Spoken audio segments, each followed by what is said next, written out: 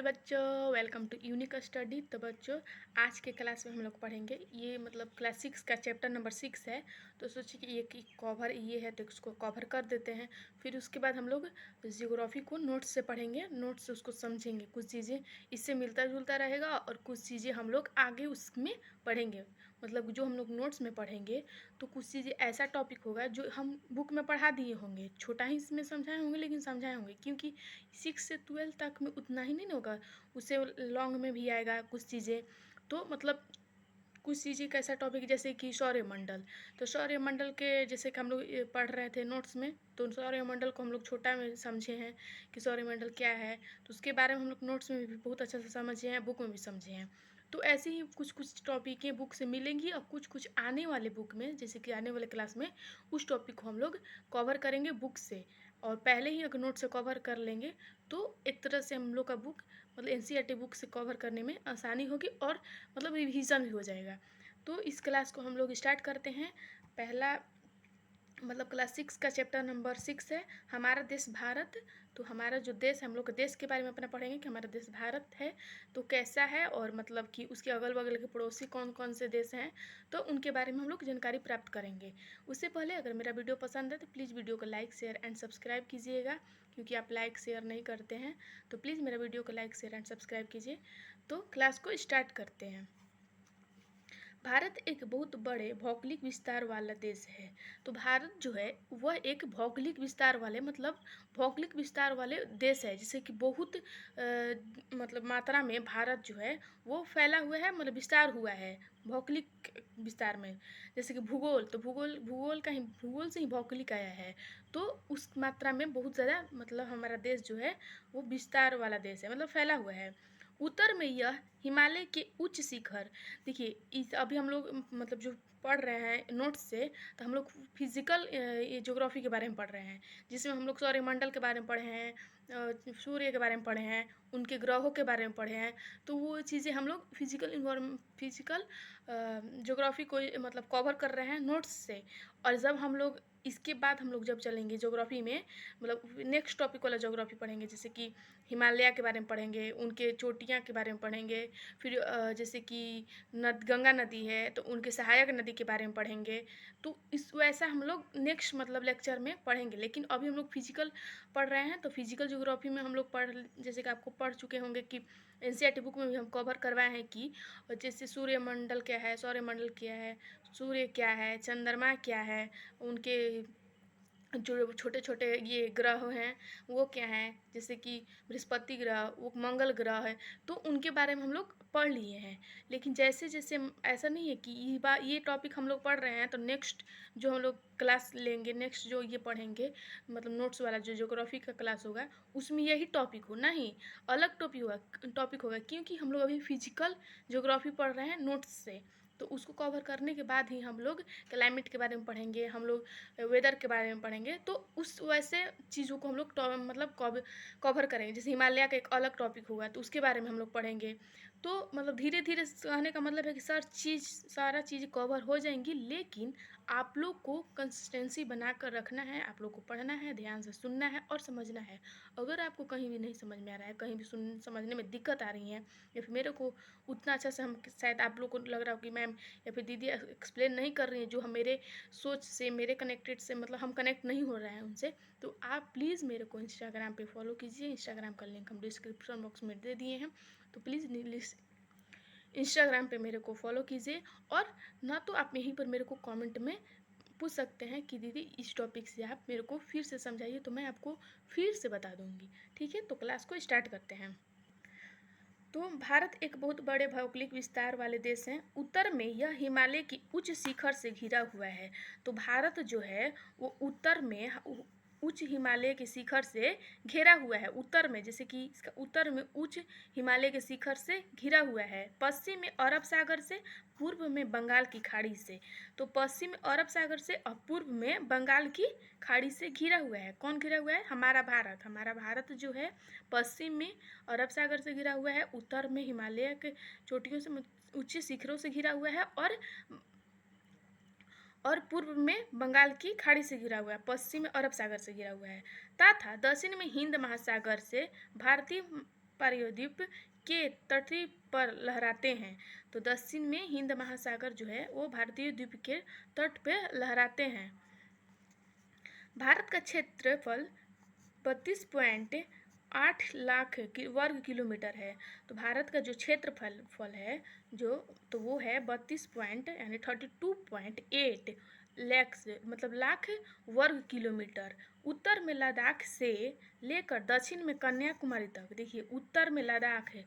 लद्दाख हम लोग पढ़ेंगे हिमालय के, जब पढ़ेंगे उसके बारे में, जब हिमालय के बारे में पढ़ेंगे हिमालय के क्या है तो हिमालय की चोटी के बारे में पढ़ेंगे, फिर उसके बाद लद्दाख के बारे में पढ़ेंगे। तो वहीं पर है लद्दाख, उसमें उस टॉपिक में हम लोग पढ़ेंगे। जब हिमालय पढ़ने लगेंगे तब हम लोग लद्दाख के बारे में पढ़ेंगे। तो अभी हम छोटा सा इसी कवर करवा दे रहे हैं। जैसे कि लद्दाख से लेकर दक्षिण में जो कन्याकुमारी है तक इसका विस्तार लगभग 3200 किलोमीटर तथा पूर्व में अरुणाचल प्रदेश से लेकर पश्चिम में कच्छ कहाँ है आपको पता है ना, गुजरात में कच्छ है तक इसका विस्तार लगभग, कच्छ इस वाला इलाका में है, लगभग 2900 किलोमीटर है। इस चीज़ को फिर से हम आपको समझाते रहे हैं। यहाँ पर ये बोल रहा है कि उत्तर में लद्दाख से लेकर दक्षिण में कन्याकुमारी तक, मतलब लद्दाख से लेकर कन्याकुमारी तक इसका विस्तार 3200 किलोमीटर है, लगभग 3200 किलोमीटर है तथा पूर्व में अरुणाचल प्रदेश से लेकर पश्चिम में कच्छ तक इसका विस्तार 2900 किलोमीटर है। मतलब लद्दाख से कन्याकुमारी तक इसका जो विस्तार है वो 32 किलोमीटर है और अरुणाचल प्रदेश से पूर्व में अरुणाचल प्रदेश से पश्चिम में कच्छ तक इसका विस्तार 2900 किलोमीटर है। ऊंचे ऊंचे पर्वत भारतीय महामरुस्थल, उत्तरी मैदान, असमान पठारी सतह, तटीय भाग एवं द्वीप समूह स्थल रूप की विभिन्नता को दर्शाता है। यह जलवायु वनबस्ती वन जीवों के साथ साथ भाषा एवं संस्कृति में भी बहुत भिन्नता है। इस भिन्नता में भी हम एकता को पाते हैं जो हमारी परंपराओं में दिखती है। बिल्कुल हमारा जो देश है एक ऐसा देश है वो मतलब अलग अलग होकर भी मतलब एक दिखता है। जैसे कि होता है ना कि हर जगह का जो गुजरात का फेस्टिवल अलग है, पंजाब का फेस्टिवल अलग है, मतलब एक एग्जांपल हम आपको दे रहे हैं। उसमें देखते हुए भी हमारा जो भारत है लगता है संपूर्ण एक मतलब पारिवारिक है उस तरह से, मतलब हम लोग का भारत जो है मिला हुआ है। तो हम माना जाता है, मतलब माना क्या जाता है, हम ऐसा मानते हैं कि मेरा जो भारत है, जो हम लोग जिस देश में रहते हैं वो उस देश के बहुत जितने भी लोग हैं बहुत लकी हैं कि वो भारत में है। भारत जैसे देशों में उनका जन्म हुआ है, एक शहर में एक राज्य में उनका शहर हुआ है।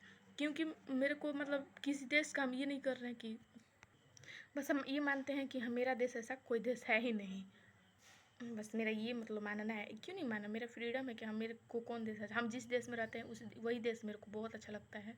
और अकॉर्डिंग टू हर मतलब हमको लगता है हर देश के अनुसार मेरा देश बहुत अच्छा है हर मामला में। तो स्टार्ट करते हैं। सबको अपना अपना देश अच्छा लगता है लेकिन मेरा अपना हिंदुस्तान, मेरा अपना भारत जो एक ही नाम से है लेकिन बहुत अच्छा मेरे को लगता है। सबको अच्छा लगता है, हिंदुस्तान सबको अच्छा लगता है, बहुत अच्छा लगता है। तो एकता पाते हैं जो हमारी परंपराओं में दिखती हैं। यही कारण है कि हम एक राष्ट्र में बंधे हैं। वर्ष 2011 में अब तक भारत की आबादी 120 करोड़ से अधिक है, मतलब कि 120 करोड़ से अधिक है। 211 मतलब 2011 के अकॉर्डिंग हमारा जो भारत का आबादी जो है, जनसंख्या जो है, पॉपुलेशन कह सकते हैं, जो आबादी है वो 120 करोड़ से अधिक हो चुकी है। यह चीन के बाद विश्व का दूसरा सबसे अधिक जनसंख्या वाला देश है। तो चीन के बाद अगर जो सेकंड मतलब जो फर्स्ट में चीन है, लेकिन सेकंड में जो देश है वो हमारा देश है। किसके मामला में, तो पॉपुलेशन के बारे में मामला में, जनसंख्या के मामला में हमारा देश दूसरा स्थान पे है। मतलब सबसे दूसरा स्थान पे, मतलब सबसे अधिक जनसंख्या वाला देश है कौन, भारत है। किसके बाद, चीन के बाद तो हमारा देश सबसे मतलब पॉपुलेशन वाला देश है। स्थिति के बारे में, तो भारत उत्तरी गोलार्ध में स्थित है। भारत जो है वो उत्तरी गोलार्ध में स्थित है, ये भी क्वेश्चन बन सकता है। भारत किस गोलार्ध में स्थित है? उत्तरी गोलार्ध में स्थित है। कर्क रेखा 23.5 डिग्री उत्तर देश के लगभग मध्य भाग से होकर गुजरती है। तो कर्क रेखा जो है वो 23.5 डिग्री उत्तर देश के उत्तर देश में मतलब देश के लगभग मध्य भाग को होकर गुजरती है। 23.5 डिग्री उत्तर में देश के मध्य भाग से होकर गुजरती है। चित्र 6.2 दक्षिण से उत्तर की ओर भारत की मुख्य भूमि का विस्तार 8 डिग्री 4 सेल्सियस है उत्तर में तथा 37.6 डिग्री 6 सेल्सियस है उत्तर में। अक्षांशों के बीच है। पश्चिम से लेकर पूर्व तक भारत का विस्तार 68.7 डिग्री 7 सेल्सियस पश्चिम है मतलब पूर्व है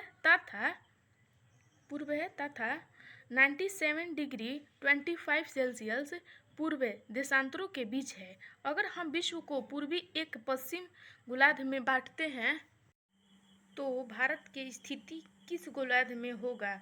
बहुत बड़े देशांतरी विस्तार लगभग 29 डिग्री के कारण यहाँ के दो छोर पर स्थित स्थानों के स्थानीय समय में बहुत अधिक अंतर हो सकता है।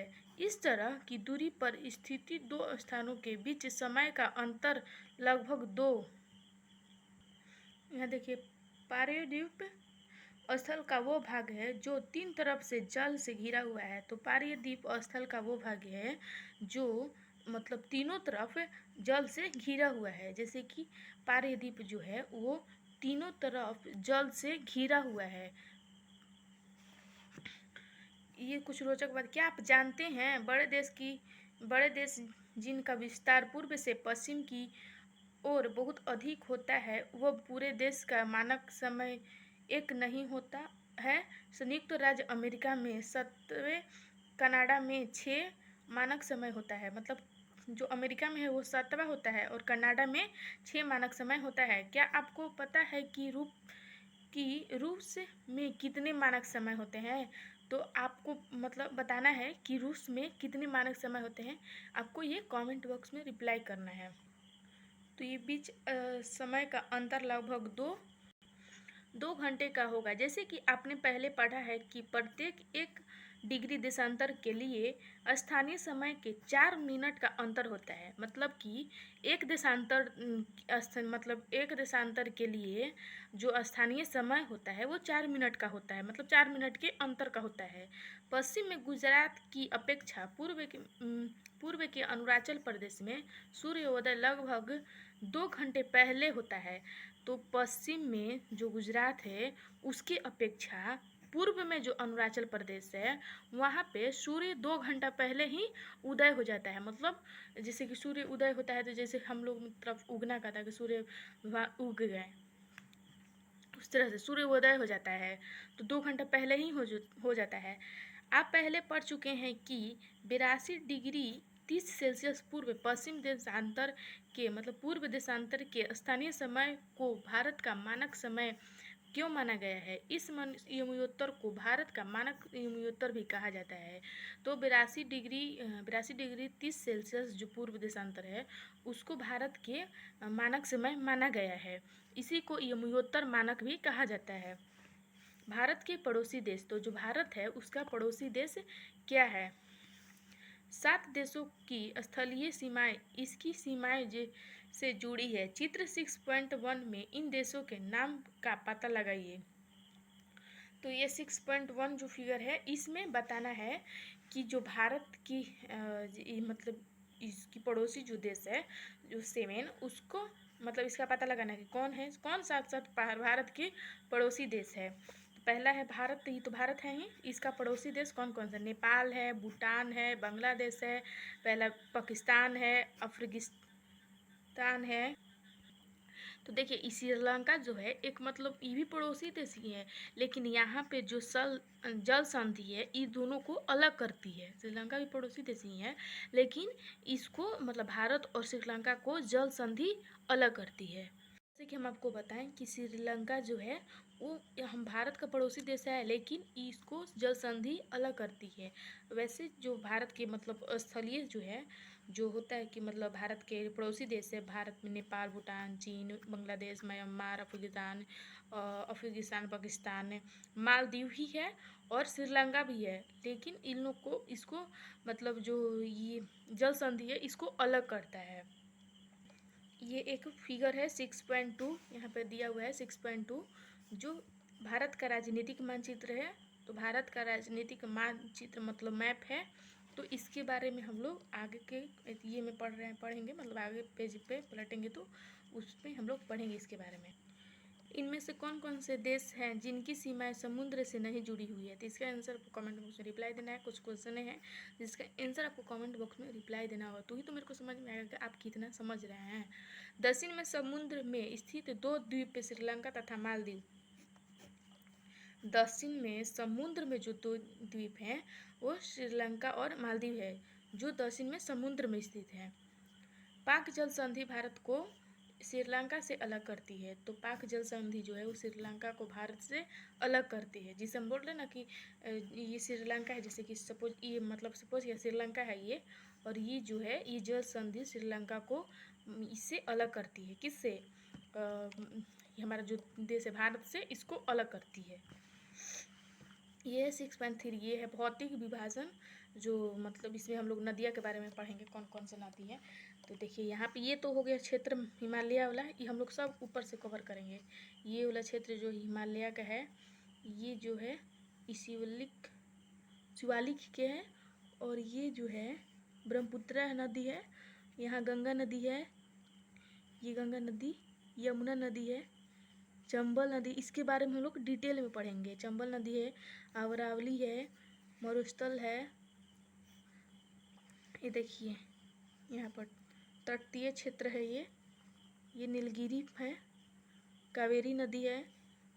तो कुछ कुछ मतलब इसके बारे में हम लोग आगे चल के नेक्स्ट मतलब आने वाले वीडियो में हम लोग इसके बारे में हम लोग पढ़ेंगे। तो यहाँ पर ये जो देख रहे हैं इस तरह से जो है ये वाला क्षेत्र जो दिख रहा है ये सब पर्वतें हैं।